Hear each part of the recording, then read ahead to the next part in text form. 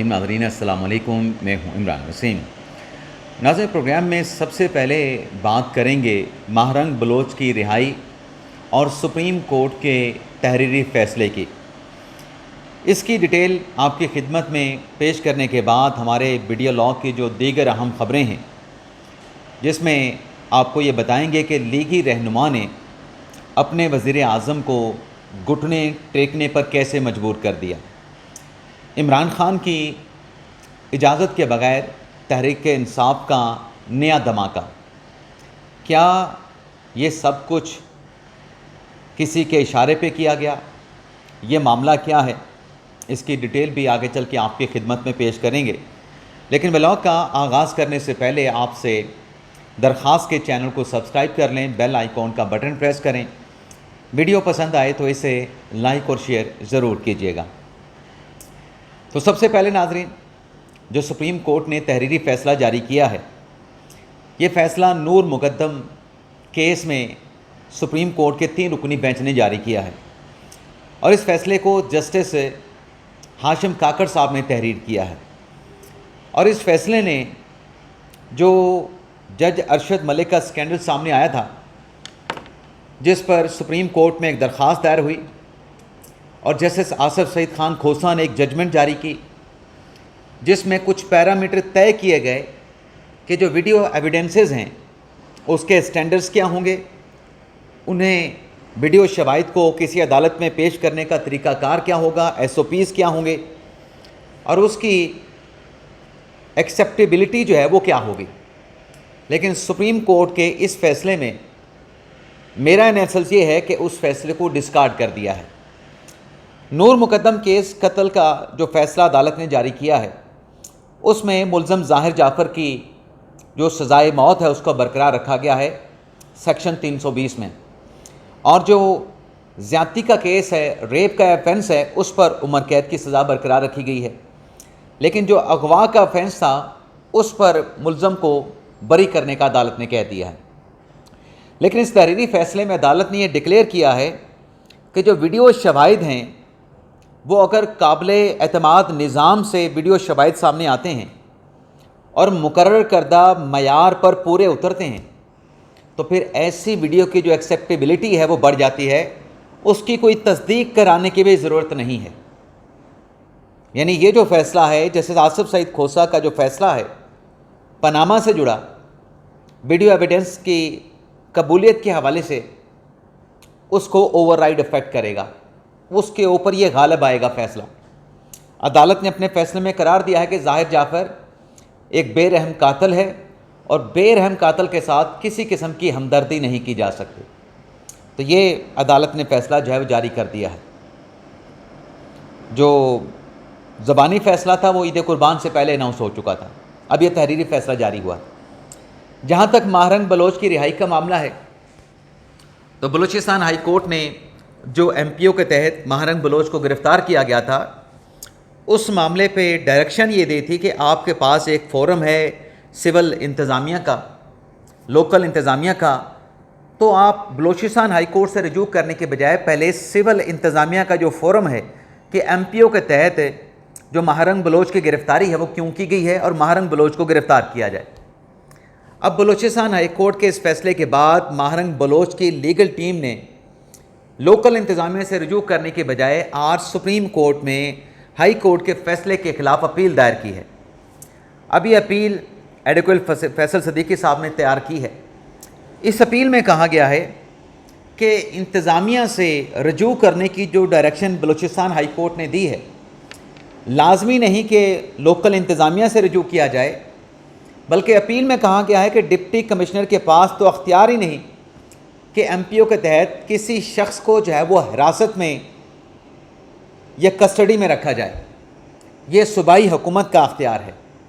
अब इस अपील में महारंग बलोच के वकील ने यह सदा की है कि MPO का जो ऑर्डर है जिसके तहत महारंग बलोच को 22 मार्च 2025 को गिरफ़्तार किया गया था, वो MPO का ऑर्डर कलअदम करार दे के सुप्रीम कोर्ट महारंग बलोच को रिहा करने का हुक्म सादिर फरमाए। तो देखते हैं, ये अपील बाज़ाब्ता तौर पे सुप्रीम कोर्ट ऑफ पाकिस्तान में दायर की गई है और इसमें महारंग बलोच की रिहाई मांगी गई है। تو کیا ہوتا ہے، کب اپیل فکس ہوتی ہے، کس بینچ کے سامنے فکس ہوتی ہے، تو جو بھی اس حوالے سے فردر ڈیٹیلز آئیں گی آپ کے ساتھ ہم ضرور شیئر کریں گے۔ اب ناظرین آ جاتے ہیں کہ لیگی رہنما نے عمران خان کو، معاف کیجیے گا، وزیر اعظم شہباز شریف کو گھٹنے ٹیکنے پر کیسے اور کیوں مجبور کیا، اور یہ معاملہ کیا ہے۔ ناظرین حالیہ جو بجٹ پیش کیا گیا، اس میں آپ نے دیکھا کہ سرکاری ملازمین کی جو تنخواہیں ہیں اس میں 10% اضافہ کیا گیا، اور جو پینشن ہے، پینشن میں 7% اضافہ کرنے کا پیکج دیا گیا، اعلان کیا گیا۔ اور جو ایکسپیکٹڈ تھا کہ جو ڈیڈکشن ٹیکس کی ہوتی ہے تنخواہ دار طبقے کی، اس میں کمی لائی جائے گی، لیکن اس شرح سے اس میں کمی نہیں دیکھی گئی۔ تو یہ جو 10% کا اضافہ ہے، اس کے پیرالل یہ خبر چلی کہ جو اسپیکر قومی اسمبلی ہیں، چیئرمین سینٹ ہیں، ڈپٹی چیئرمین سینٹ ہیں، ان کی تنخواہوں میں کئی 100 گنا اضافہ کر دیا گیا ہے۔ یعنی 1.5-2 لاکھ سے جو تنخواہ ہے بڑھا کے اسپیکر کی، چیئرمین سینٹ کی، ڈپٹی چیئرمین سینٹ کی، وہ 12-13 لاکھ اور مراد ملا کے کوئی 2 ملین کا پیکج بن جاتا تھا۔ تو اس پہ خواجہ سعد رفیق صاحب نے بھی بات کی تھی کہ یہ اضافہ حکومت کی طرف سے speaker, deputy speaker, chairman senate اور ڈپٹی چیئرمین سینٹ کی تنخواہوں میں جو اضافہ کیا گیا ہے، یہ ناقابل فہم ہے، یہ ایکسیپٹیبل نہیں ہے۔ خواجہ سعد رفیق صاحب نے کہا تھا کہ جیسے سرکاری ملازمین کی تنخواہوں کے بڑھانے کا ایک فارمولہ ہے کہ اینول بجٹ میں تنخواہیں بڑھائی جاتی ہیں، تو اس طریقے سے ارکان یا پھر جو اس طرح کے پبلک آفس ہولڈر ہیں، ان کی تنخواہیں بڑھانے کا بھی کوئی ریزنیبل، ایک مناسب طریقہ ہونا چاہیے، کوئی ٹرانسپیرنٹ جو ہے میکانزم ہونا چاہیے۔ تو آج اسی معاملے کے اوپر خواجہ آصف صاحب نے بھی بات کی۔ پہلے خواجہ سعد رفیق صاحب تھے، اب دوسرے بڑے خواجہ صاحب ہیں، بزرگ خواجہ صاحب ہیں، نواز شریف صاحب کے بڑے قریب ہیں۔ انہوں نے کہا کہ یہ جو بے تحاشا اضافہ کیا گیا ہے اسپیکر اور چیئرمین سینٹ کی تنخواہوں میں، یہ تو ایسے ہی ہے کہ یہ معاشی فحاشی کے مترادف انہوں نے قرار دیا۔ اور خواجہ آصف صاحب نے کہا کہ ہماری جو عزت و آبرو ہے وہ عوام کی وجہ سے ہے، تو یہ جو تنخواہوں میں اضافہ کیا گیا ہے، ہمیں یہ اضافہ کرتے ہوئے جو عام آدمی کی زندگی ہے اس کو بھی اپنے ذہن میں رکھنا چاہیے۔ اب جب ایک خواجہ صاحب نے بات کی اور ایک خواجہ صاحب کے بعد دوسرے خواجہ صاحب نے بات کی، تو وزیر اعظم شہباز شریف صاحب بھی جو ہے وہ خاموش نہیں رہے، ان کی طرف سے فوری ایکشن لے لیا گیا، اور ایکشن لے کے تنخواہیں بڑھانے کے معاملے پہ رپورٹ طلب کر لی گئی ہے۔ اب بتایا جا رہا ہے کہ اس معاملے پہ حتمی جو فیصلہ ہے، جب رپورٹ آئے گی اسپیکر آفس سے، تو تنخواہوں میں اضافے کے حوالے سے حتمی جو فیصلہ ہے وزیر اعظم شہباز شریف صاحب کریں گے۔ اب ناظرین بات یہ ہے کہ یہ جو ساری جو ڈیولپمنٹس ہوئی ہیں، اسپیکر صاحب کی، چیئرمین سینٹ صاحب کی تنخواہیں بڑھانے کے حوالے سے یا اس میں کمی بیشی کرنے کے حوالے سے، اس پر یہ بات ہو رہی ہے کہ یہ جو وزیر اعظم صاحب نے نوٹس لیا ہے، پہلے خود ہی تنخواہیں بڑھا دیں، حکومت نے تنخواہیں بڑھائیں، حکومت کا رد عمل آیا، حکومت نے ہی نوٹس لے لیا۔ یعنی سوال اس میں اصل یہ اٹھ رہا ہے کہ کیا کوئی شرمندگی محسوس کی گئی ہے یا پھر حکومت اپنے فیصلے سے یو ٹرن لینے جا رہی ہے۔ لیکن میں یہ سمجھتا ہوں کہ جو بات خواجہ آصف صاحب نے کی ہے کہ عام آدمی کی جو زندگی ہے اور جو سرکاری ملازمین کو اس بجٹ میں تنخواہوں کا جو اضافہ دیا گیا ہے، جتنی پرسنٹیج دی گئی ہے، اس کی روشنی میں یہ اسپیکر، ڈپٹی اسپیکر یا چیئرمین سینٹ کی تنخواہوں میں جو اضافہ تھا، وہ ایک بہت بڑی تفریق کو جو ہے واضح کر رہا تھا، اس کی نشاندہی کر رہا تھا۔ اب دیکھتے ہیں وزیر اعظم صاحب نے رپورٹ طلب کی ہے تو اس پر حتمی طور پہ ان کا کیا فیصلہ سامنے آتا ہے۔ اب ناظرین آ جاتے ہیں تحریک انصاف والی خبر پہ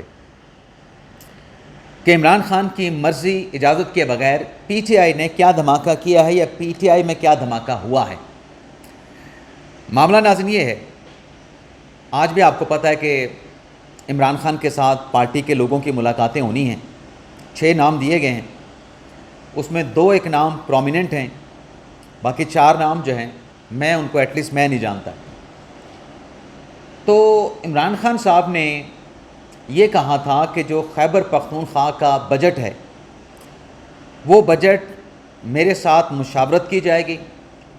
مشاورت کرنے کے بعد وہ بجٹ تیار کیا جائے گا، اور پھر مشاورت کے بعد وہ بجٹ جو تیار ہوگا اس کو کے پی اسمبلی میں پیش کیا جائے گا۔ اور عمران خان صاحب نے کہا تھا کہ میرے ساتھ مشاورت کے بغیر کے پی کے کا جو بجٹ ہے نہ وہ تیار ہو سکتا ہے نہ وہ اسمبلی میں پیش ہو سکتا ہے، تو میری مشاورت پارٹی کے لوگوں کے ساتھ ضروری ہے۔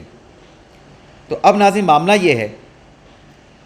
یہ مشاورت والی بات جو خان صاحب نے خود کہی، ذرائع یہ بتاتے ہیں کہ کے پی حکومت نے جو بجٹ ہے آئندہ مالی سال کا 2025-26 کا، وہ بجٹ خیبر پختونخوا حکومت نے تیار کر لیا ہے۔ اور یہ بجٹ کیونکہ عمران خان صاحب کے ساتھ علی مین گنڈا پور کی ملاقات تو نہیں ہوئی، اور ذرائع بتاتے ہیں کہ یہ جو بجٹ تیار کیا گیا ہے، اس بجٹ کو کل یا پھر پرسوں، غالب امکان ہے کہ کل 13 جون کو جو وزیر خزانہ ہے خیبر پختونخوا اسمبلی کے، خیبر پختونخوا کے آفتاب عالم صاحب، وہ کے پی اسمبلی میں اس بجٹ کو پیش کر دیں گے۔ اب سوال یہ ہے کہ جب وزیر اعظم اپنے عمران خان صاحب نے یہ کہہ دیا کہ میری مشاورت کے ساتھ یہ بجٹ جو ہے وہ تیار ہوگا، تو اب کے پی حکومت یہ بجٹ تیار کر چکی ہے، کل اس کو کے پی اسمبلی میں پیش کیا جائے گا۔ اب اگر خان صاحب کے ساتھ ملاقات ہو بھی جائے تو پھر وہ مشاورت کرنا، بجٹ تیار کرنا، وہ سارے مراحل تو گزر چکے ہیں۔ تو پھر سوال یہ پیدا ہوتا ہے، اور ڈیفینیٹلی یہ سوال ہوگا، پی ٹی آئی کے اندر سے سوال ہوگا، میرا سوال نہیں ہے، کہ خان صاحب نے جب کہا تھا کہ مشاورت کریں تو پھر آپ نے یہ کیوں کیا؟ آپ نے بجٹ کیوں تیار کیا اور اسمبلی میں پیش کرنے کا آپ نے پلان کیوں بنایا ہے؟ تو بات یہ ہے کہ کے پی اسمبلی جب اس میں کسی کی حکومت آ جاتی ہے، وہ کسی سیاسی جماعت کی حکومت تو کہلاتی ہے، لیکن وہ صوبے کی حکومت ہوتی ہے۔ تو صوبائی حکومت کو جب فیصلے کرنے ہوتے ہیں تو اس نے قومی اور صوبائی مفادات کو دیکھنا ہوتا ہے، اور اس بجٹ کی تیاری میں جو آئی ایم ایف کی شرائط ہیں ان کو بھی ملوز خاطر رکھا گیا ہے۔ تو یہ ناظرین ایک بڑی اہم ڈیولپمنٹ ہے۔ باقی جو عمران خان صاحب نے احتجاجی تحریک کا اعلان کر رکھا ہے نا کہ ہم نے عید قربان کے بعد احتجاجی تحریک ہم نے شروع کرنی ہے، ابھی تک کوئی تاریخ نہیں آئی ہے، ابھی تک کوئی تاریخ دینے کی بات بھی نہیں ہوئی ہے، ابھی تک احتجاجی تحریک کی تاریخ ڈیسائیڈ کرنے کے لیے کوئی اجلاس بھی نہیں بلایا گیا ہے۔ لیکن چونکہ یہ ذمہ داری احتجاجی تحریک کی انتظامات کے حوالے سے عمران خان صاحب نے سلمان اکرم راجہ اور عمر ایوب صاحب کو دی ہے، تو ایک سوال ہوا، اب میں قائم مقام چیئرمین تحریک انصاف ہی کہوں گا، کیونکہ پی ٹی آئی والے خود کہتے ہیں کہ یہ قائم مقام چیئرمین ہیں پاکستان تحریک انصاف کے بیرسٹر گور صاحب، تو جب وہ خود اپنے چیئرمین کو فل ٹائم چیئرمین نہیں مانتے تو پھر ہم کیوں اس کو فل ٹائم کہیں پھر؟ تو ان سے ایک سوال ہوا بیرسٹر گور صاحب سے کہ آپ یہ بتائیں کہ کیا احتجاج کا جو پروگرام ہے وہ آپ نے کینسل کر دیا ہے، منسوخ کر دیا ہے؟ تو اس میں ناظرین بیرسٹر گور صاحب نے بڑا دلچسپ جواب دیا۔ بیرسٹر گور صاحب نے کہا، کون سا احتجاج؟ پھر بیرسٹر گور صاحب نے اسی بات کو آگے دہراتے کہا کہ احتجاج جو کرنا ہے اس کی ذمہ داری جناب عمر ایوب صاحب کو سونپی گئی ہے۔ احتجاج کرنا ہے نہیں کرنا یہ میرا ہیڈک نہیں، میرا سردرد نہیں، ان سب معاملات کو، تمام معاملات کو عمر صاحب دیکھ رہے ہیں۔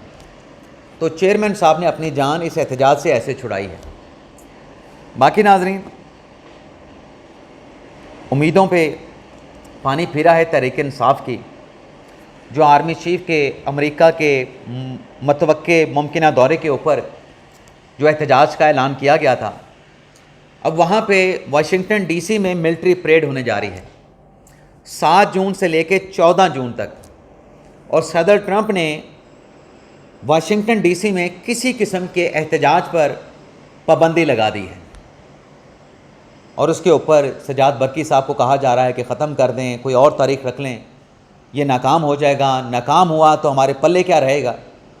اوپر سے صدر ٹرمپ کا آرڈر آ گیا ہے کہ کوئی احتجاج نہیں ہوگا، کوئی کسی قسم کا احتجاج نہیں ہوگا۔ تو یہ تحریک انصاف کی امیدوں پر اس طریقے سے بھی پانی پھرا ہے۔ آپ سے اجازت چاہتے ہیں ناظرین، اللہ حافظ۔